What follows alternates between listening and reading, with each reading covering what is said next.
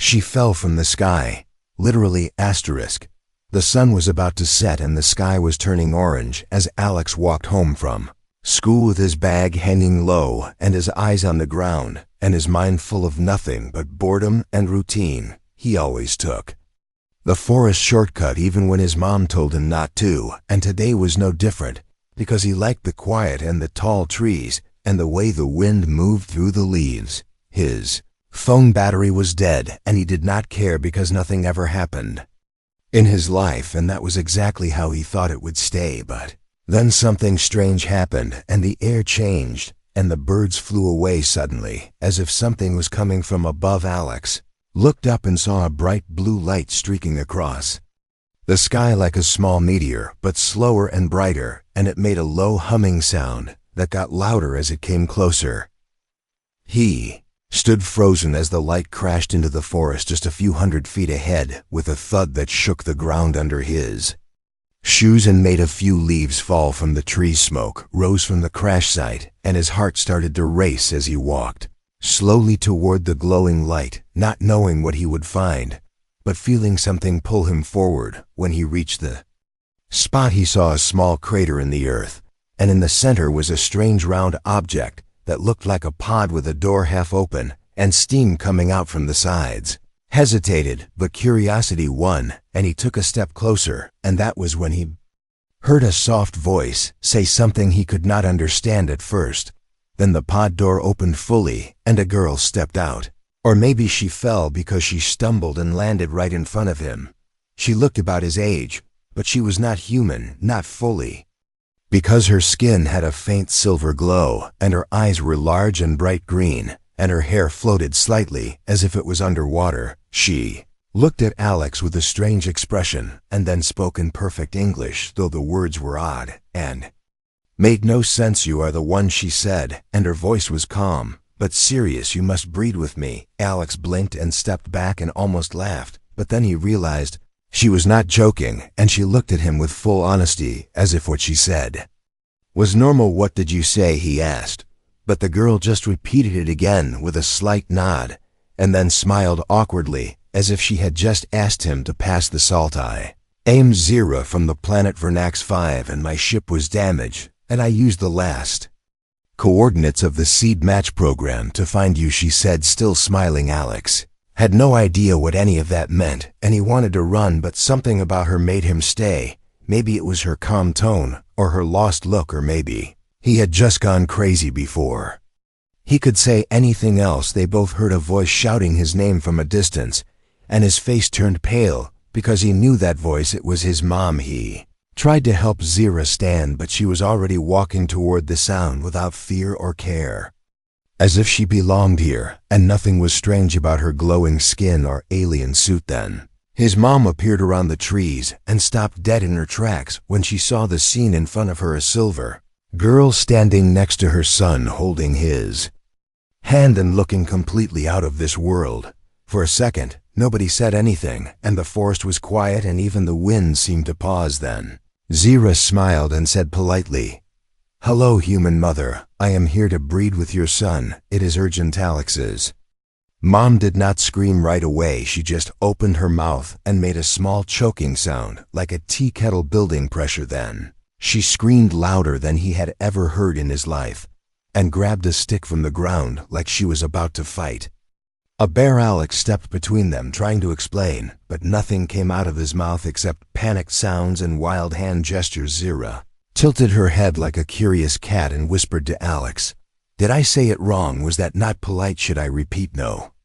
Do not repeat," he said quickly, and looked around, making sure no neighbors were watching, because this was not something he could explain on TikTok or in school tomorrow. Zira seemed confused but calm, and then her body glitched slightly like static on a screen, and Alex saw her eyes flicker for a moment. He realized she was hurt, or her systems were failing, and she might collapse at any moment. He took her hand and started guiding her toward the house, hoping to sneak her inside and deal with his mom later, or maybe never. His mom followed, screaming questions the whole time like, "Who is she, and what is she wearing, and what do you mean breed?" Alex knew this night was going to change everything, and not in a fun movie kind of way, but in a terrifying what is happening to my life kind of way. And as they reached the backyard, Zira looked at the stars and whispered something he barely heard. They will come for me. If they find me, they will take you too. Alex had no idea what she meant, but he felt it deep in his chest that this was just the beginning. Something had fallen from the sky, and now nothing would ever be the same. Again, asterisk. The night air was thick with tension as Zira sat on the living room floor looking around at everything. Like a cat in a new house, and Alex stood near the window, rubbing his temples trying to understand what just happened while his mother paced behind the couch like a guard ready for war, holding a rolling pin in one hand and her phone in the other. She had not called anyone yet, maybe because no one would believe her, or maybe because she was waiting for an explanation that made even a little sense, but nothing made sense, not to her and not to Alex, and definitely not to the alien girl sitting cross-legged on the carpet, smiling at a goldfish bowl as if it was a television. What do you mean breed? His mom finally shouted, breaking the silence and pointing the rolling pin towards Zira, who looked up with calm eyes and said it again, as if it was a normal thing like asking for tea or directions. I have traveled across galaxies using ancient DNA patterns to locate the only compatible match in this sector, which is your son, and therefore I must breed with him and begin the process of restoration. Alex almost choked on his own breath and waved his arms like a windmill while saying, please, please stop saying that word over and over and try to explain what it actually means. Because right now it sounds insane. Zira tilted her head and blinked slowly, then pulled a small glowing cube from a pouch on her belt and placed it on the table, and suddenly a floating hologram appeared showing two stick figures holding hands and glowing symbols floating between them. The process involves genetic linking through bioelectric connection and memory sharing, which Earth cultures call bonding, and it is known as breeding in my native language, she said with a proud smile. That is not what breeding means here, Alex shouted while his mom gasped and dropped her rolling pin. Zira looked confused and then embarrassed and asked softly, did I insult the bonding ritual? Is the term offensive in your culture? Alex nodded quickly and took a deep breath, trying to calm down and trying to make sense of the madness around him, and said, okay, start from the beginning, but in Earth English with Earth logic.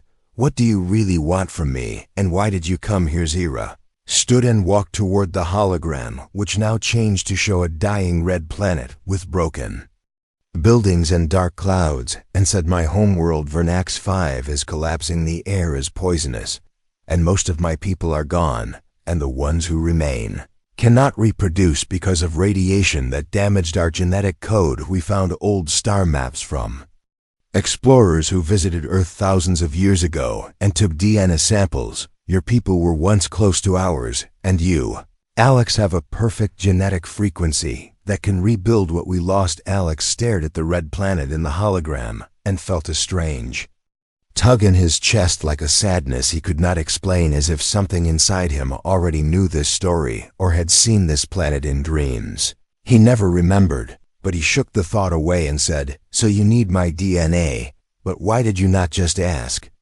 for help? Why say all that breeding stuff and freak everyone out? Zira frowned and said, I used ancient Earth phrases from the archives.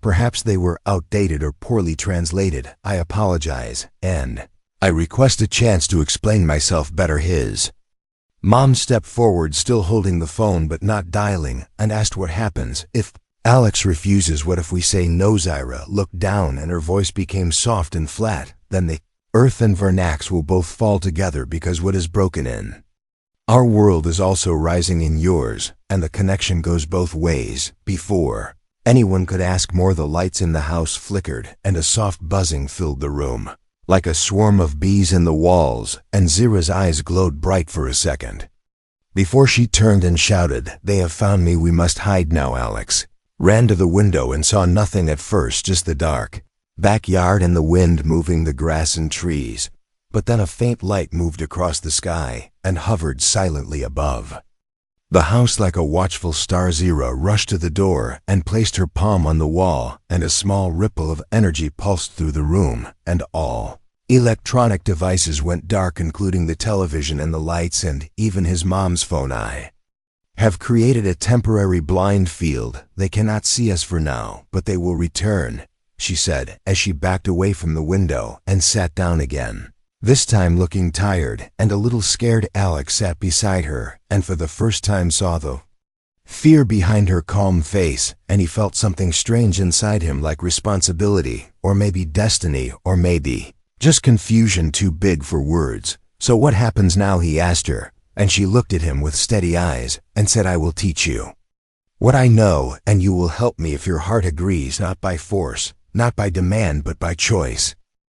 And in that quiet moment, with his mom watching from the shadows and the alien girl glowing softly beside him, Alex felt his normal, boring life dissolve into something he could not name, something bigger than school or games or rules. Something had started that could not be undone, and it had come from the stars and from deep within him. The morning sun rose over the rooftops like it always did, but for Alex nothing felt normal anymore, because now an alien girl was eating cereal in his kitchen while wearing his mom's pajamas and asking questions that made his brain hurt. Zira sat at the table holding a spoon upside down and staring at her reflection in it, like it was some kind of portal to another world, and every few seconds she would poke the cereal and whisper a strange word in her language, then giggle softly as if it told her a joke only she understood. Alex stood by the fridge with his hair messy and his eyes half open, and he was trying very hard to understand how his life had turned into a science fiction movie with zero warning and no script. His mom peeked in from the hallway, still holding her phone, but now with tape over the camera, because last night she decided they were being watched through all devices, and she had already unplugged the Wi-Fi, the microwave, and even the toaster. "We need rules," Alex said, finally breaking the silence, and Zira looked up with milk on her chin and asked, "What is rules, and why do they taste like cardboard?" "No, rules are not food." He sighed and sat down across from her, trying to stay calm and logical and human, while talking to someone who clearly had no idea how Earth worked. "First rule, do not say the word breed ever again, especially not in front of my mom or at school or on any public street." Zira nodded quickly as if she understood, but then asked, "Does that mean I should find another word like replicate or unite or join tissues?" And Alex almost choked on his juice and waved his hands like he was directing traffic. "Second rule," he said, "no glowing, no floating, no scanning things with your finger unless we are alone inside with the windows closed." Zira frowned and touched her forehead, where a faint glow was already starting, and she whispered, "I am trying to stay dim, but your air makes me bright, and it is difficult to lower my charge when I feel so close to your life energy. Please do not say life energy ever again either." He muttered and looked toward the stairs where his mom was hiding and probably eavesdropping. With a kitchen knife in her hand just in case, Zira suddenly stood and walked toward the window, and her eyes narrowed as she stared outside and said, "There is movement in the trees. Beyond the fence, a slow machine with dark eyes is watching the house and adjusting its angle every 4 minutes." Alex rushed over and peeked through the curtain and saw nothing but grass and a squirrel, but then a glint of metal caught his eye and he realized she was right. There was something out there, something not natural. "They found me faster than I expected," Zira said, and her voice was no longer soft or playful, but full of warning and purpose. "They will not take me without resistance, and they must not touch you either, because your code is now linked to mine, and breaking the bond could destroy you." "What bond?" Alex asked, backing away slowly as she turned to face him with glowing veins running across her neck like neon rivers. "Accepted the knowledge and sat beside me when the signal passed through."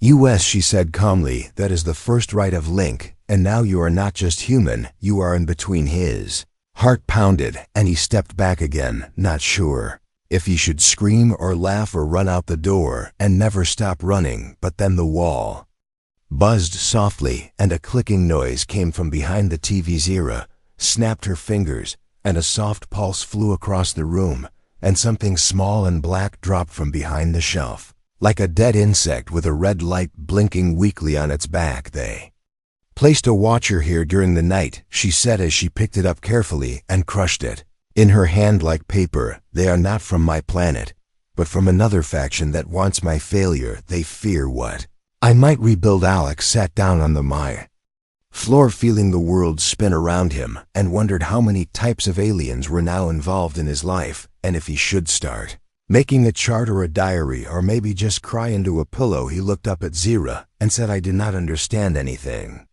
and I have no idea how to help you, and I am just a regular guy who gets a C in biology. You are more than regular, she said with a smile, and placed her hand gently on his head. Your brain holds sleeping frequencies, and once awakened, you will see more than sight, and know more than books, and feel more than emotion. Alex felt warmth in his head like a spark trying to light, and for a moment, he saw a flash of stars, and a tower made of light, and a voice calling his name from deep space. Then it was gone, and he was just Alex again, sitting in his kitchen with a half-alien girl holding a crushed spy bug and smiling like everything was going according to plan outside. The wind blew harder, and the clouds moved faster, and far above a ship waited in silence, watching and waiting for the right moment to descend inside the house. Zira began building something with wires and broken phones and parts of an old blender, and she whispered, this is just the beginning, and the storm will not wait forever. Alex sat beside her and picked up a screwdriver without knowing why, and together they started to build something strange, something impossible, and something that might be their only hope. Asterisk.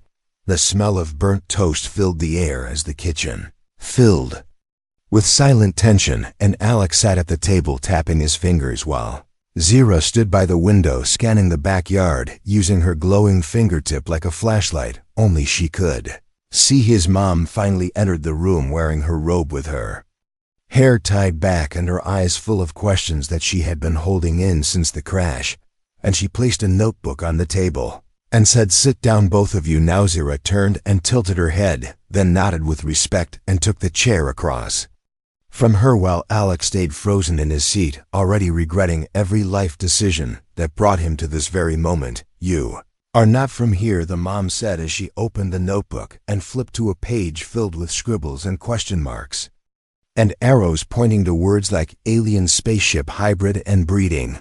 Zira folded her hands and replied calmly, that is correct. I am Zira of Vernax 5, and I have come on a mission to recover lost code that exists only within your son, and I mean no harm unless harm comes first. His mom narrowed her eyes and said, explain everything from the start, and do it slowly and clearly, because if I hear the word breed again, I will throw you out the window. Zira blinked and said understood, and then began to speak in a tone like a teacher giving a lesson in a classroom far away from Earth. My people once traveled freely through the stars and mapped the DNA of every intelligent species in the sector, and Earth was considered young but promising, and your ancestors were gifted with strands of light that could grow into more than flesh, more than thought. We believed you lost over time, but our records held fragments, and when our own world began to collapse, we searched for genetic seeds that could restore the damaged parts of our kind, and your son matched every requirement. His mom leaned forward and asked why. Alex, what is so special about him? Because he can barely clean his room and failed his math test last week. Zira smiled and said his outer habits mean little. The light inside his cells is ancient and carries code even your scientists cannot read, and when I found his signal, I followed it across the void and landed here by force, not by choice.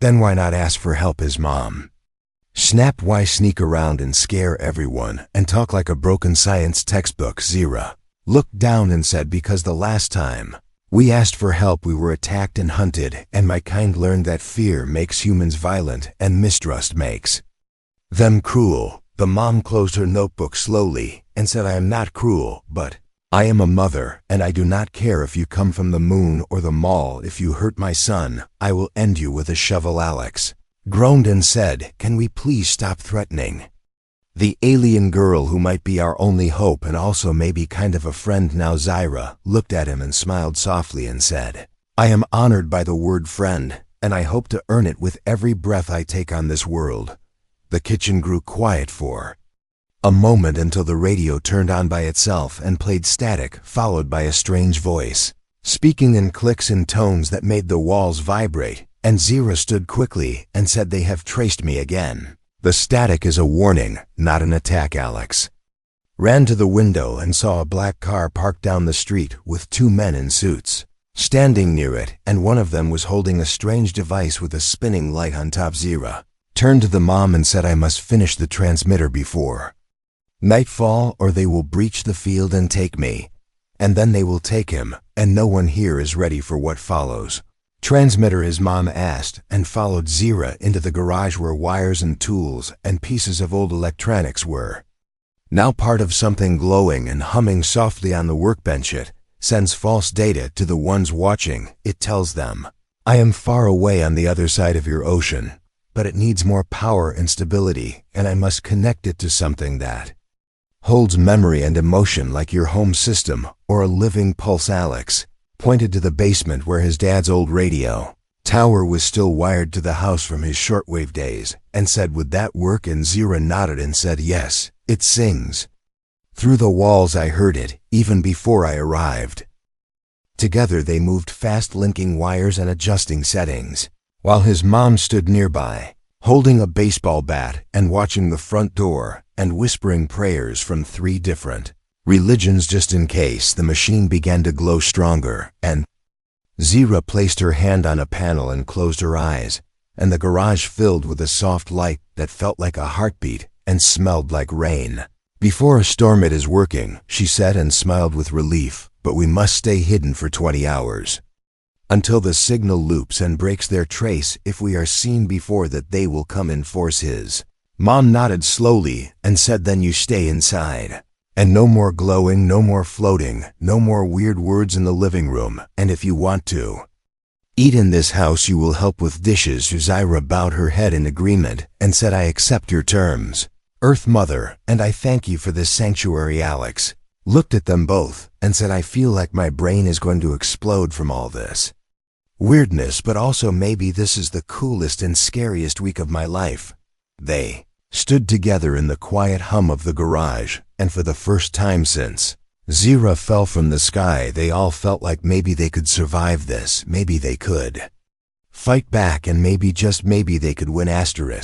Rain fell in thin sheets across the rooftop as Alex stared at the blinking lights of the strange machine in the garage, while Zira knelt beside the tower base, connecting wires with her glowing fingers and whispering numbers that did not sound like numbers at all. His mom sat near the doorway holding a mug of cold coffee and staring at the driveway with eyes that had not closed in 2 days, and beside her a baseball bat leaned quietly against the wall like a loyal soldier waiting for the next call to battle. Zira said the signal was stable and would confuse their trackers for a little longer, but Alex could feel something in his bones, like pressure in the air before a storm, like time was pulling him towards something he could not stop or even name. He left the garage and stepped into the yard, feeling the wet grass under his feet and the wind pushing at his jacket, and he looked up at the sky as clouds swirled above like a dark ocean hiding something enormous underneath.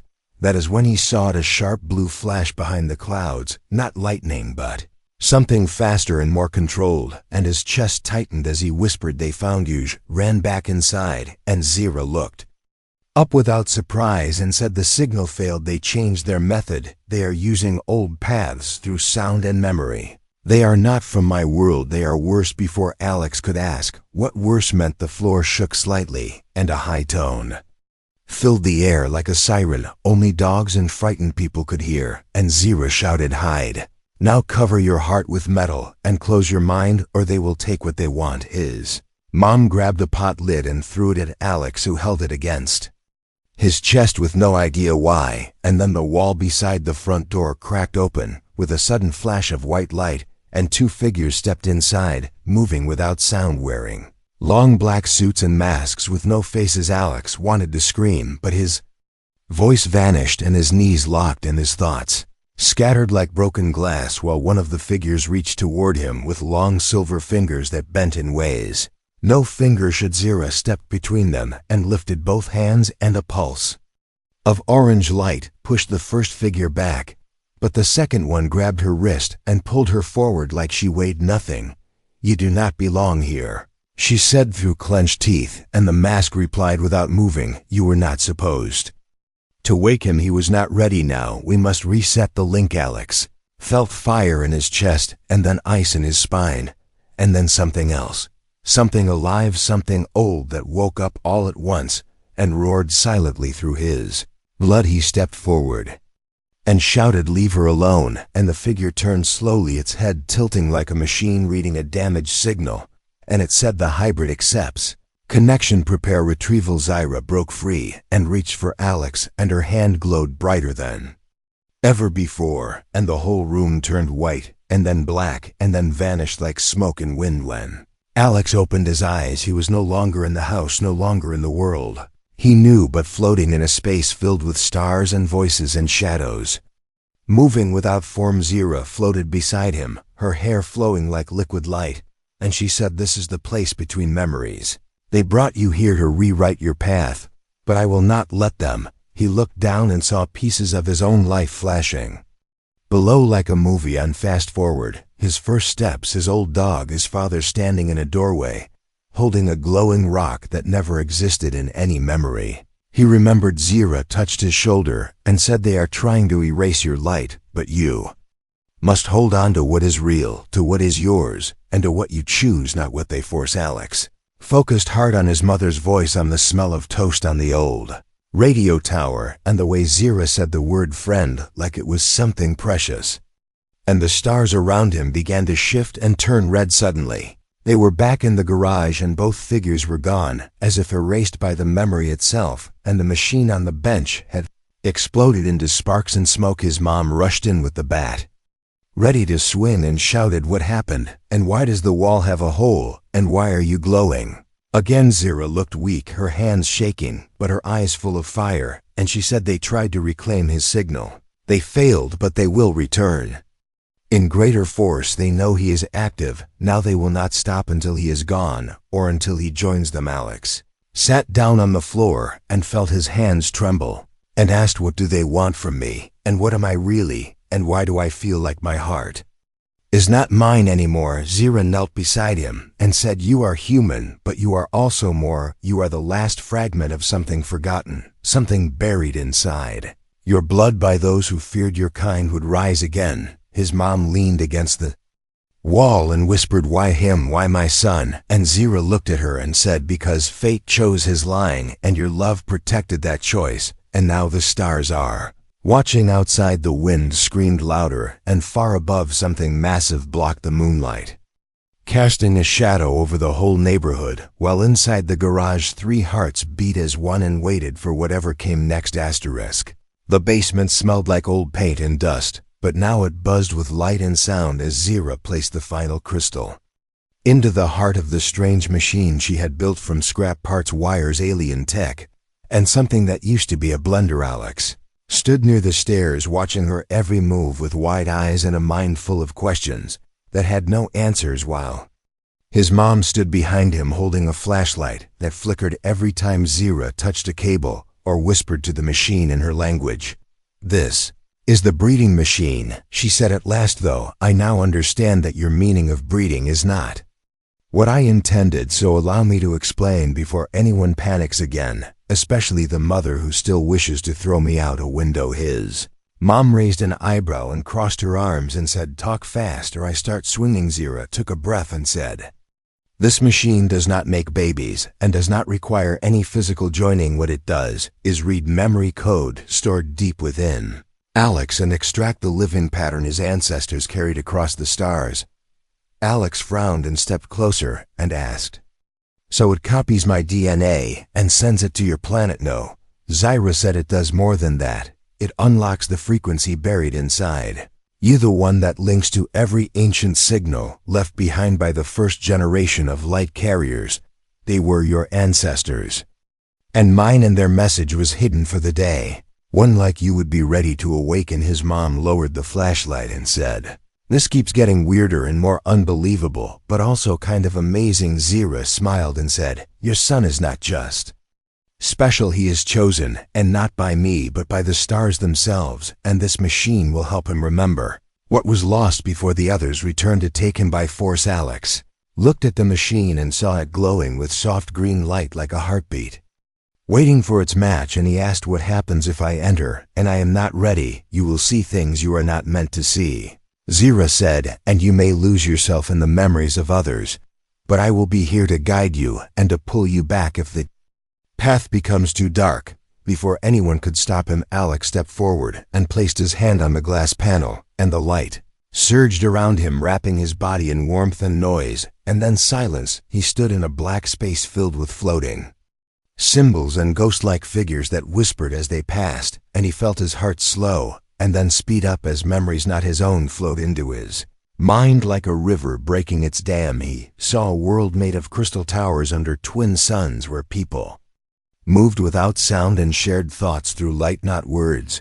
And he saw battles fought in silence, where warriors shaped weapons with their minds and died without fear. He saw a man with eyes like his own standing on a cliff, holding a small child, wrapped in cloth woven from starlight, and whispering something that felt like truth, even though he could not hear the words. Saw Earth from above long before humans built cities, and saw lights buried in the ocean and under deserts waiting to be found again, and he saw himself standing in those places as if time had no meaning. Everything shifted, and he stood in a room of mirrors where each reflection showed a different version of him, smiling, crying, screaming, fighting, and one mirror cracked down the middle and showed nothing at all. Zira caught him before he collapsed and helped him sit while his mom knelt beside him, checking his pulse and asking a dozen questions he could not answer. Machine was silent, now its lights fading and its panels dim, and Zira looked at the object in Alex's hand and whispered, "This is a memory core. A true one, something even I have never seen. It means you reached the first chamber and came back whole." Alex opened his hand and saw a small silver sphere pulsing gently like a quiet heart, and he said, "I saw them. I saw everything, and I think I know why they want me." Zira nodded and said, "They want the code inside you, but they also fear what happens if you unlock it fully, because then you are no longer just a human, you become something they cannot control." His mom stood slowly and said, "Then we protect him, and we finish whatever this is, because no one is taking my son without a fight." A sound came from above, not thunder, not footsteps, but a vibration in the air, like music made of static, and Zira's face turned pale as she said, "They are here, and they are not hiding this time." Walls shook and dust fell from the ceiling as lights flickered, and somewhere outside the sky turned red like a warning signal sent by the stars themselves. Alex looked at Zira and then at the core in his hand and said, "Then let them come, because I am done running." Smoke filled the night air as pieces of the garage roof still glowed from the heat of the blast, and Alex stood in the middle of the backyard with ash in his hair and the silver memory core clutched tight in his hand, while the sky above turned black and quiet like the eye of a great storm had just passed overhead. His mom limped toward him, holding her arm close to her chest where part of her sleeve was burned, and her eyes full of shock and love and confusion all at once as she whispered, "Is it over?" And Alex did not know what to say, because his heart still felt like it was beating in two different worlds at the same time. Zira was gone. One moment she had been standing beside him, glowing with light brighter than the sun, and the next she had raised both hands toward the descending shadow and said something in a language not made for human ears, and then she was just gone like a candle blown out in a room filled with wind. No explosion, no scream, just silence and light, and then nothing. Machine was gone too, or at least what was left of it had melted into the ground like butter left under the sun. And the only thing that remained untouched was the silver sphere in his hand, still warm, still pulsing, still alive. Alex walked back into the house where the lights flickered and the power lines buzzed, and the air smelled like metal and fear, and as he passed through the kitchen, he saw the fishbowl shattered on the floor and a small puddle where the water had been, and he whispered sorry under his breath.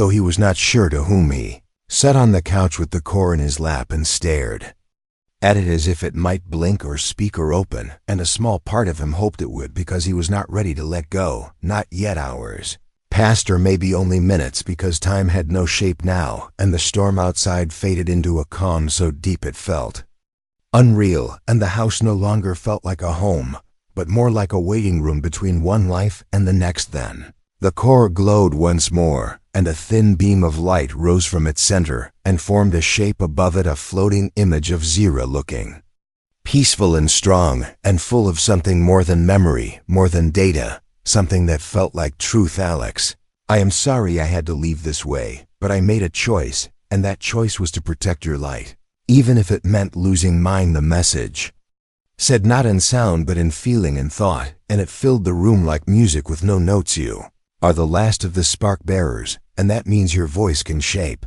what comes next. The others will return, and they will offer lies and gifts and threats, and they will ask you to kneel, but you must stand because your path is not theirs, and your code is not a weapon, it is a seed. He reached out to touch the image, but it shimmered and moved away like a reflection on water, and continued with words that made no sense and yet made everything make sense. I have sent the memory core to my people through the last signal you helped unlock, and they now have hope again because of you and because of the mother who stood her ground and held the door and never stopped believing in the fire inside her son. Light flickered and the image of Zira began to fade, but her final message remained clear like writing carved in stone. The stars speak again, you must listen, and when the storm returns you must lead, and when you feel alone remember this: you were never chosen by chance, and nothing inside you is broken, only hidden.